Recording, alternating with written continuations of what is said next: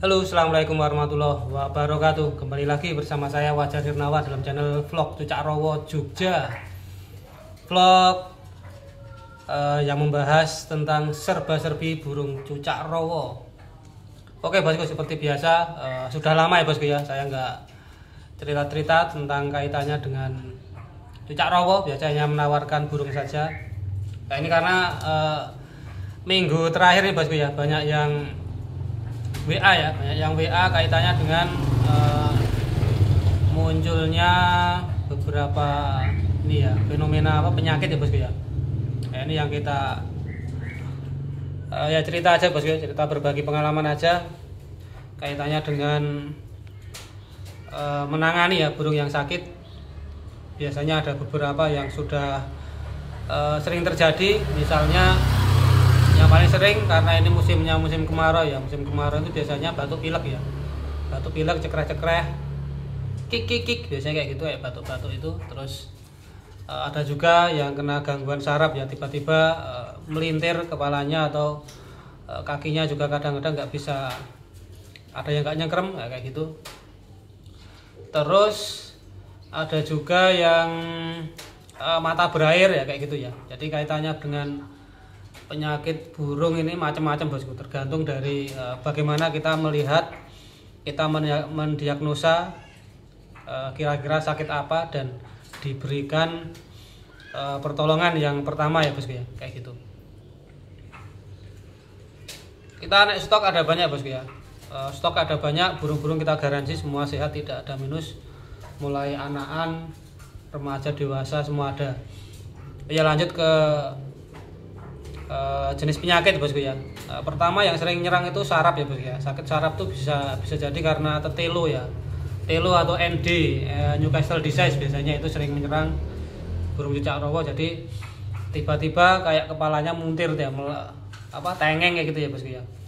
Itu lama-lama kalau nggak segera diobati juga bisa kematian atau mungkin bisa cacat permanen. Itu bisa diobati dengan anti saraf ya, tentu dosis sesuai dengan petunjuk yang ada di obatnya ya. Beli di toko pakan banyak bosku, ada anti saraf, ada yang kaitannya dengan pengobatan saraf ya, kayak gitu. Terus yang kedua itu ada biasanya batuk ya, batuk atau flu. Itu juga karena biasanya faktor kebersihan ya, berawal dari faktor kebersihan dan kesehatan pakan atau gizi yang kurang biasanya itu. Makanya diantisipasi dengan selalu dibersihkan kotorannya, terus pakan yang diberikan kalau bisa diganti ya, dipastikan higienis yang dimakan supaya menghindarkan dari peradangan, dari batuk-batuk seperti itu bosku.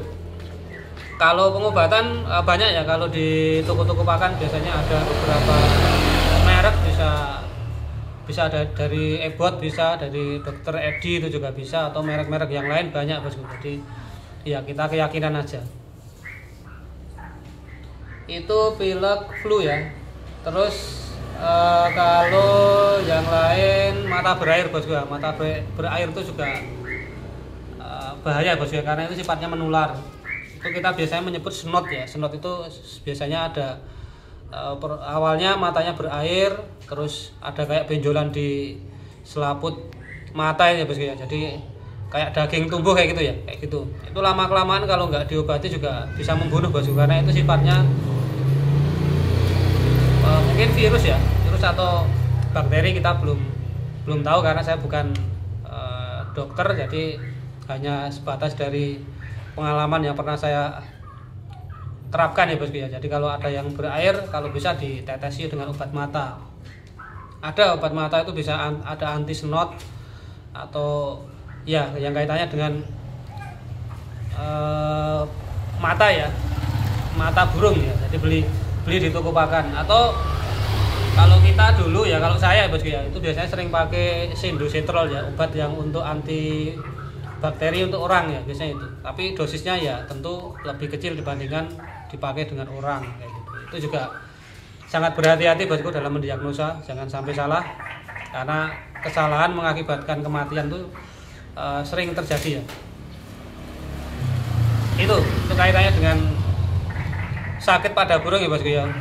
Ada juga biasanya kalau yang sudah parah ya, biasanya dia lama-lama kurus terus mangap bosku ya. Itu kayak sakit nafas itu ya bosku ya. Biasanya yang kena nafas itu berangsur sudah lama ya. Jadi sebenarnya burung itu sakit tapi tidak ketahuan. Jadi ketahuan kita emang kondisinya udah, kalau kita pegang itu udah ringan banget, itu udah digerogoti dengan penyakit ya bosku ya, kayak gitu.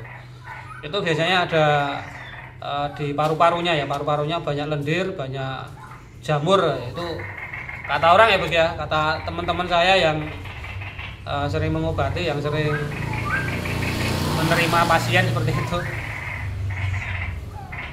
Ya itu kaitannya dengan cerita saya bos ya, kaitannya dengan burung-burung yang sakit dan cara-caranya mungkin ya, langkah-langkah yang harus diambil. Tentu kalau burung sakit ya kalau bisa dilampu ya, lampu supaya ada kehangatan, nafsu makan bertambah.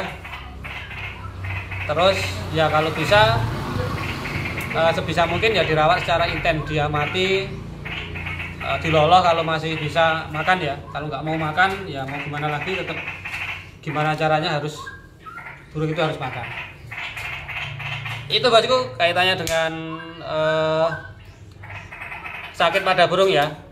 Ya ini hanya cerita saja karena saya udah lama nih nggak ngevlog ya, nggak cerita-cerita tentang permasalahan yang ada di burung, karena banyak ya.